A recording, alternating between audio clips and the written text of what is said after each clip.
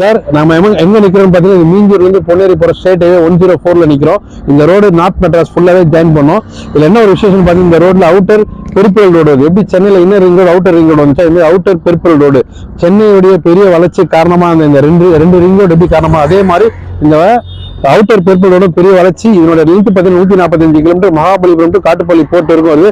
இதுல என்ன ஸ்பெஷல் பார்த்தீங்கன்னா மற்ற ரெண்டு ரோடும் உங்களுக்கு ஜிஎஸ்டி ரோடு தான் கனெக்ட் பண்ணலாம். இந்த ரோடு மட்டும் தான் ஈசிஆர் ஓஎம்ஆர் அதுக்கப்புறம் வந்து GST road Bangalore highways Tirupati highways Calcutta ஹைவேஸையும் கனெக்ட் பண்ணுது. ஸோ அந்த மாதிரி ஒரு அருமையான ரோடு பக்கத்துல ஒரு 1999 ஒரு டிடி சிங்கப்பூர் அப்புறம் ப்ராஜெக்ட் நம்ம போட்டிருக்கோம். உடனே வீடு கட்டி குடியேறலாம்.